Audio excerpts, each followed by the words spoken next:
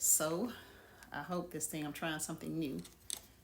These little gadgets that I've bought that I don't really know how they work. But, so, as you saw in the comments today, I'm going to be sharing, starting a 3-part series.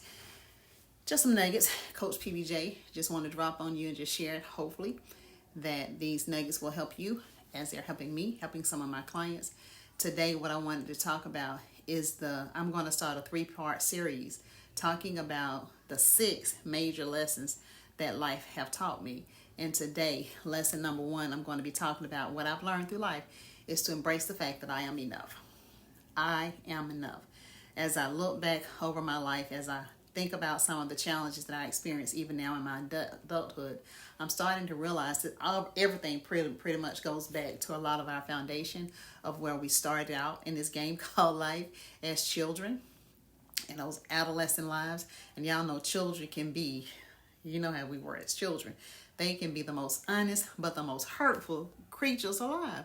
Because kids, we don't know no better. But it's during those childhood lives that we learn to compare ourselves to others. We repair it, be it our academics, how we dressed, what we looked like. We begin to experience criticism and judgment, even in our childhood lives. Even sometimes our parents do it. You know, you're not as smart as she is, and she got an A, you got an F, whatever.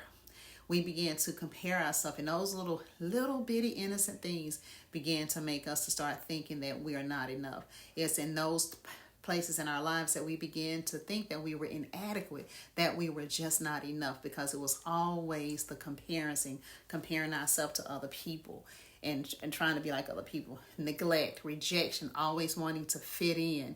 And when we didn't, we all began to internalize those thoughts. We began to internalize those feelings, even in our adulthood. Even sometimes at work, we're comparing employee to employees. Everybody's gifts and everybody's abilities are not the same, and it's okay. And we have to learn how to embrace people where they are. You know, I'm pretty sure by now y'all know I got a little grandbaby. And I love that little creature. I love watching her. I love watching her explore and to learn things. And I often catch myself and catch the adults in her life doing the same thing that we've done, criticizing. She's very active. She's high energy. And rather than people accepting the fact that she's a 2-year-old, not even 2 yet, she'll be 2 on the 26th, that she's high energy, we begin to put labels on her. She's bad. She's not. She's a 2-year-old. And then we begin to compare her to other kids. This child don't act like that. Well, they're not the same individual. They don't have the same purpose in life. And so we have to learn how to embrace people for who and how they are. I really do believe with everything in me that when we came to earth, when we were created and we took life, we came here with a specific purpose. But the people in our lives began to mold us into who they thought that we were supposed to be. And again, they do it by comparing ourselves to someone else. And we begin to embrace that and believe the hype. Oh my God.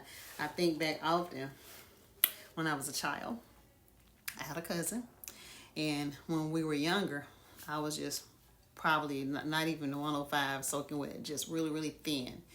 And when we got to that age, when we should be developing the curves, mine was a little late. I was late on development of the curve. And my cousin was not. And she became very shapely. And I'm older, much mature now. But I remember, I don't remember the exact age, but I know we were little, probably like 10, 11, 12, somewhere along there. But I remember my aunties telling me to turn around and my cousin to turn around. And they began to look at our shape and they began to celebrate my cousin whose shape began to develop. And then they were telling me the stuff they said, Jay, we're nice. I had a back, I ain't have a butt. But I remember that as a child. And then I started thinking that something was wrong with me because my shape didn't look like my cousin's shape. My shape was my shape. Her shape was her shape. Even in our own household, my sister and I, my oldest sister, our way of living was just different. We didn't do the same things. We didn't think the same way. We didn't behave the same way. And rather than us being allowed to be authentically who we are, we were compared to one another. So right now, if you have kids, and even if you're an adult and you're feeling like you are not enough, you are fearfully and wonderfully made. You are enough just as you are. You don't have to live up to other people's standards. You don't have to compare yourself to other people. Be 100% yourself, because you are great just as you are, even though the world didn't always tell it us. So lesson number one that I have learned in this game called Life is to embrace the fact that I am enough. I am who I am. I cannot be any more than who I am. And I am uniquely me. You are uniquely you. And you don't have to compare yourself to no one else. Just be you. The second thing that life has taught me is to live authentically, to be true to who I am. Again, this is another one of those things that as we were growing up and as we're going through this game through life, the comparison, the being, I don't know, your parents probably wanted you to play sports or be a doctor, be a lawyer, whatever. But it's not what you desired. If you wanted to be something else. Some people wanted to sing, but no, you don't want to sing. They don't want to, they want to allow us to be who we are. Again, going back to my granddaughter, let's just watch. Let's just see who she's going to become. Yes, our job is to protect her and to guide her and to keep her safe from secure and healthy. But it's her job to discover what her purpose is and to be all that she was created to be. And our job is to help her become that. So be authentically, live your own truth. Sometimes we spend the better part of our life trying to be what other people want us to be. And if you begin to internalize that stuff, right now, oh my God, cancer is just out of control. So many people are being diagnosed. And I believe a lot of these sickness and these dis-ease that we're experiencing in this game called life is because we're not being true to who we are. We're trying to be who other people want us to be, and we're internalizing this stuff, and it's causing high blood pressure, it's causing diabetes, it's causing overeating, it's causing overweight, because we're looking at our lives through the lives of other people and wanting to be what they want us to be rather than being who you were created to be. And you were created to be amazing. Who told you that you couldn't? Who told you that you shouldn't?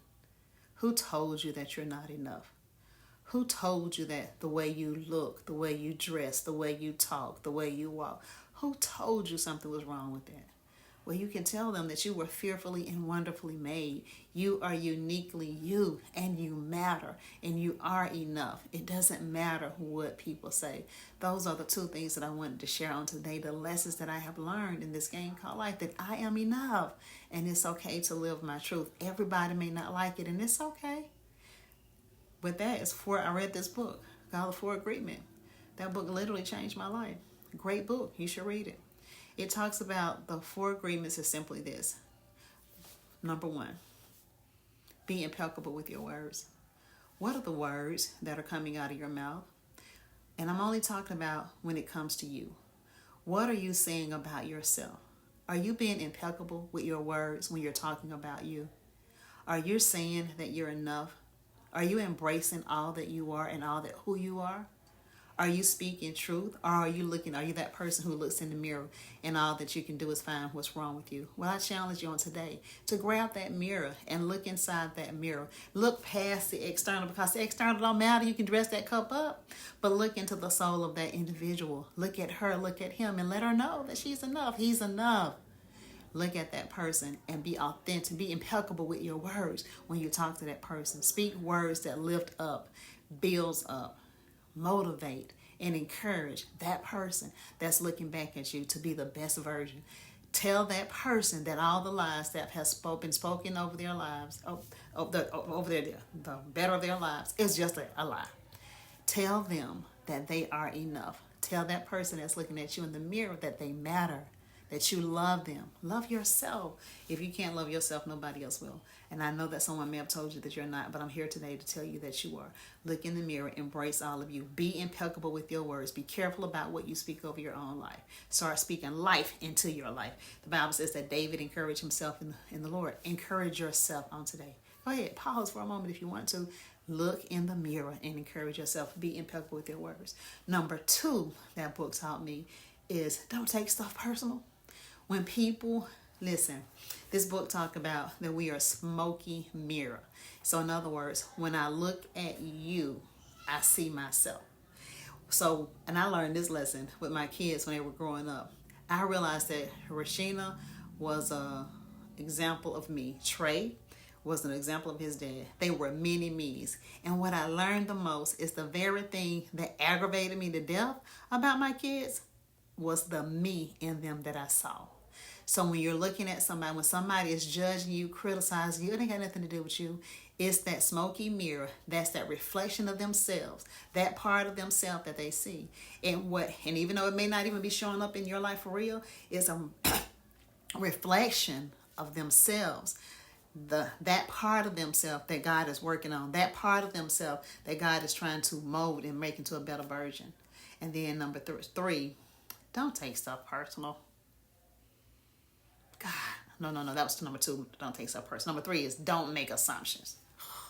Ask the question. Don't try to assume what somebody is thinking. Don't try to assume why people show up in the world and do the things that they do. Stop making assumption and ask the question. It's okay to ask a question. And if people don't want to answer it, it's okay. But don't you give the narrative to their story. We do that sometimes. Well, I'm not going to call them because they're going to think this and they're going to say that. That is an assumption. You won't know until you know. They didn't call me because they're feeling some way. Grow up. The phone rings both ways. Maybe they're going through something. If you miss a person, pick up the phone, you call them. All this other stuff, you're making an assumption. They're mad at you. I hear this stuff all the time. Get over it. Don't make assumptions. Be impeccable with your words. Speak life into your life. Don't take stuff personal because what's happening to you ain't got nothing. What people are doing around you, it got nothing to do with you. It's a reflection of themselves and they're dealing with themselves. And you don't know nobody's story. They may be going through something. Don't make assumption. Pick up the phone. Call. Reach out to that individual.